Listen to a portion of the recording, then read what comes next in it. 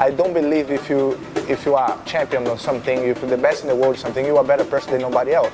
You know, so that's how I see things. You know, I still have friends and I treat a white belt like a black belt outside on the mat.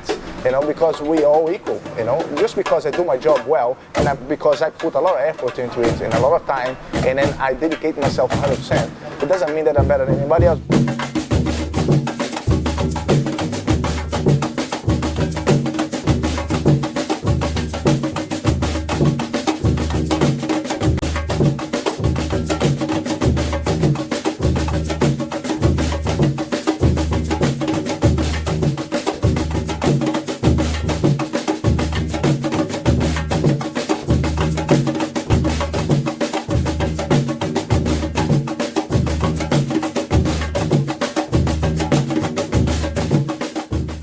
When I start training, you know, I always trace different goals, you know, but realistic goals. You know, when I was a blue belt, you know, my main goal was to be the best blue belt in my academy, and then in my state, then in Brazil, then in the world.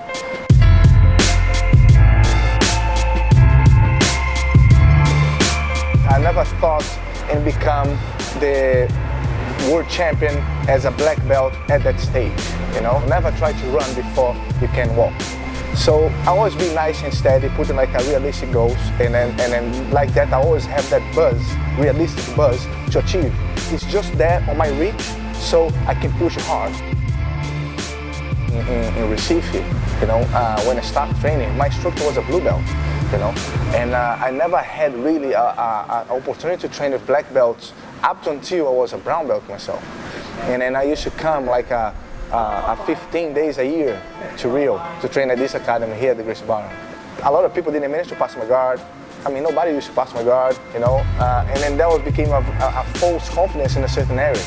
And then every time that I came here for those 15 days that I was here in Rio, I was a very tough fighter up until someone passed my guard, because nobody used to. And then after they passed my guard, it's all over. These opened up my eyes at this stage, because this was like in 97, 98 when I started to realize those things. So with this experience, I went back to Recife and I started training more clever. There was a lot of ego involved in my academy, you know, we cannot lose, you need to always show it. So, you know, I believe that everyone has an ego, but I believe that it's all about how you deal with it. Because if I never have someone else passing my guard, I'll never be able to escape the side control. I'll never be able to defend myself in a bad situation. So I started doing a lot of specific trainings and put myself in a bad situation. You know, so that's how I started like dealing differently, and then don't become afraid of people talking that someone passed brother's guard or whatever. You know, I'm learning and I'm improving and I'm getting better. So that's how I start to become more familiar with the right way on how to become a champion.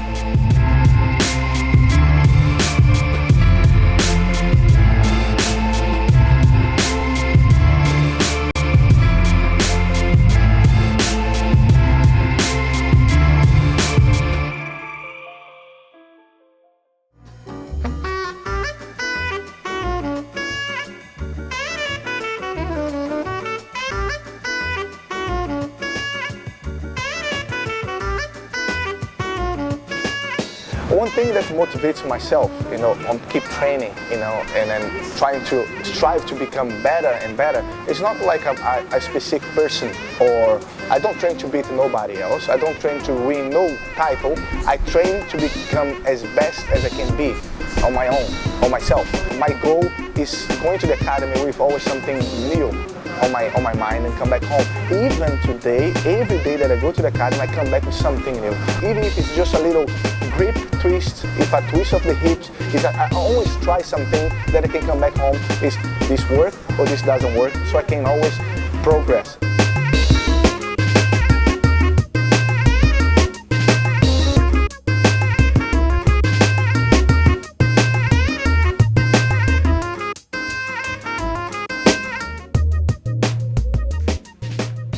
I balance a lot my training. Nowadays, I'm very lucky that I have a big team in Birmingham. You know, I have a lot of good students, you know, and then I think you can make your training be as hard as you want, you know, according to how you position the fight, who you pick. I think everyone has good enough if you find someone that is as strong physically as you can put him in a situation that he can become giving you as much pressure as Shandy would, as Roger would, if you allow him to get a sort of push across certain lines, you know. And of course I have my brother, you know, which is like a phenomenal guy, you know. Is one of the most explosive person that I'm trained with, you know. I have Roger Gracie. There's a lot of guys that I can pick up a little things and then put, and they are very good on their own way. And I always try to get out of it. I have brown belts in my academy that are very good on the deep half guard, on the half guard itself.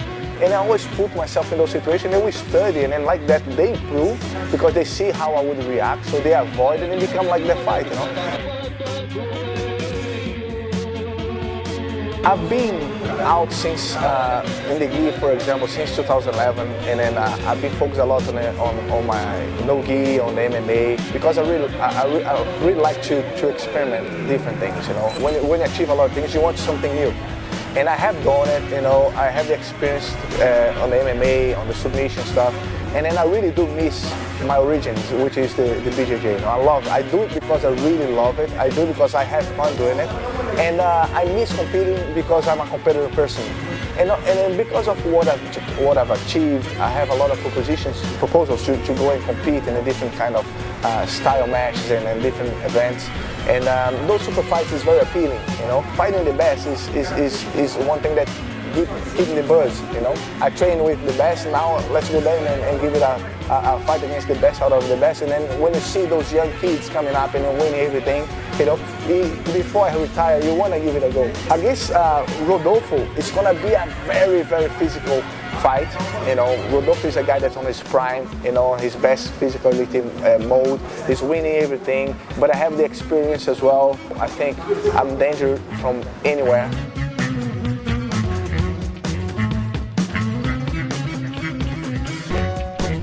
Against Galvao, that's going to be the no-gi one, which has been training for longer, spending more time doing it for the last 2 years, and I'm very confident. Galvao is very focused. He's been wanting to beat me for a long time, and then that's going to be a time that we're going to be clashing there. And but again, you know, I'm very motivated to keep up my crown at the ADCC. You know, that's my goal. My goal is to stay there as long as I can as a super fighters champion. I have been very happy person for what I've done. When I'm not the kind of guy that I stop to look back what I've done, to be honest. When we're speaking about now, it makes me stop and think that, yeah, you know, like it's been great. You know, I've achieved a lot. You know, but I'm the kind of guy that always keep looking forward. You know, I always try to set goals in not only on the Jiu-Jitsu fighting scenario, but as well on the Brazilian Jiu-Jitsu for the world too. You know, so I have my contribution. You know, I want to contribute as much as I can to the development of the sport around the world. You know, that's been one of my main goals while I've been training to become a champion. You know, and that's why I ended up going to UK and spending my time out there. Now I'm very proud that we developed a very nice chain around UK and Europe, you know, making, changing people's life, you know, so because it's not only about you, it's about what you're giving to the system, to the world, and making people better. That's my main goal, give back, you know, everything that I learned on my trajectory, on my career, you know, and then that's time, you know, I think I don't want to keep to myself. I want to just bounce back to the world that can become an even bigger thing for the new generation to come.